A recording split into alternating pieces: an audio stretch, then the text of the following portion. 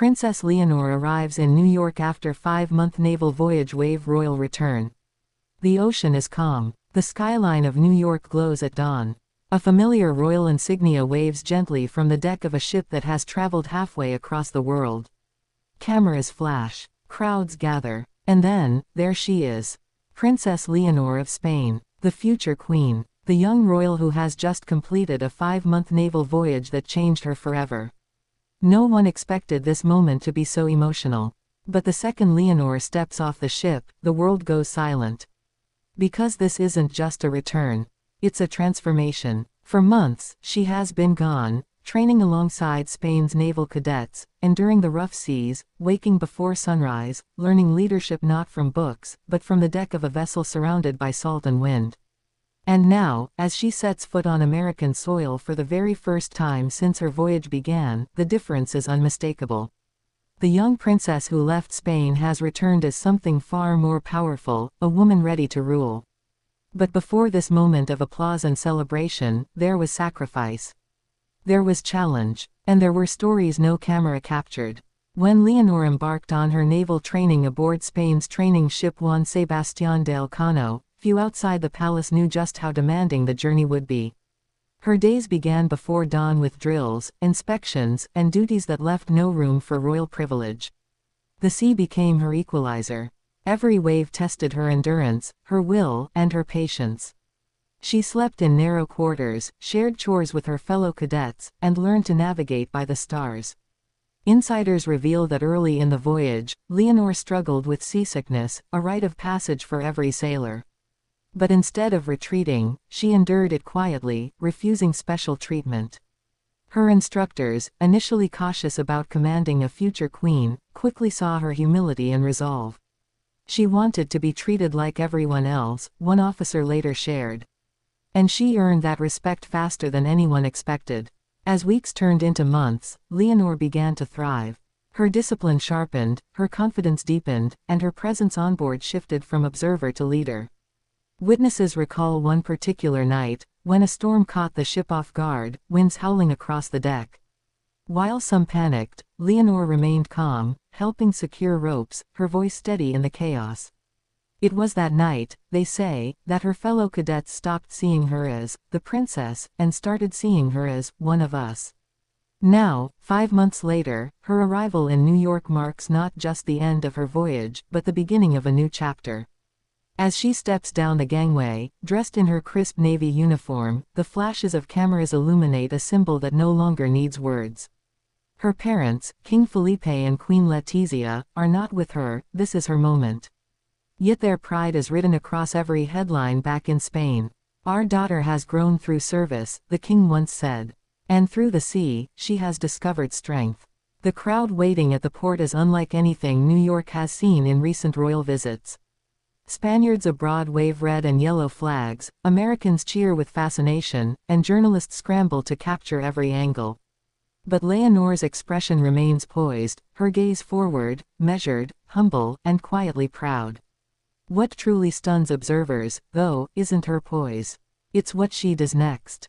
Instead of heading straight for the awaiting diplomatic car, Leonor stops. She turns to the group of Spanish naval cadets disembarking behind her, her shipmates. In a simple, spontaneous gesture, she steps aside and lets them pass first, applauding them one by one. The crowd erupts. It's the act of a leader, not a monarch. And in that instant, the world sees her not as a symbol, but as a person of integrity and heart. This moment echoes across Spain.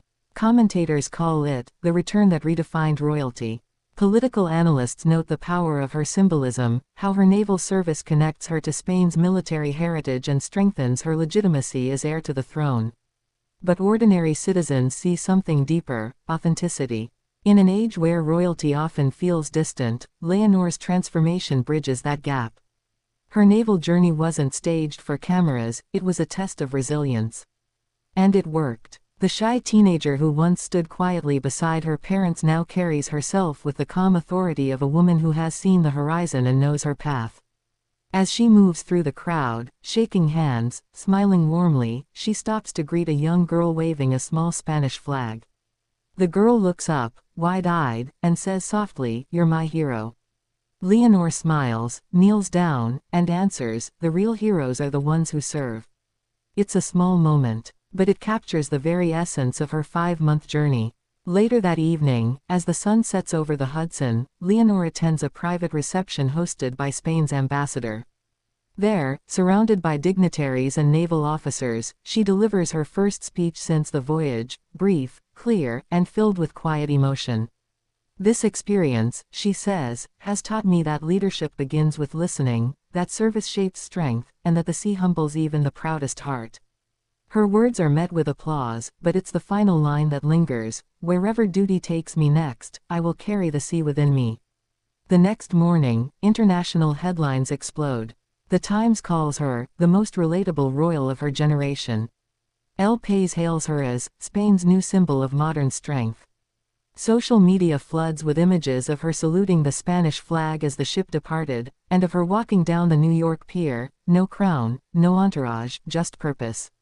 And yet, beneath all the admiration, another question begins to rise. What comes next for Princess Leonor? Because this journey wasn't just military training, it was preparation. Insiders whisper that her next assignment may take her into diplomacy, perhaps representing Spain in the United Nations or at future state visits. Others speculate about a renewed connection with Denmark, where her rumored friendship with Prince Christian remains a subject of fascination.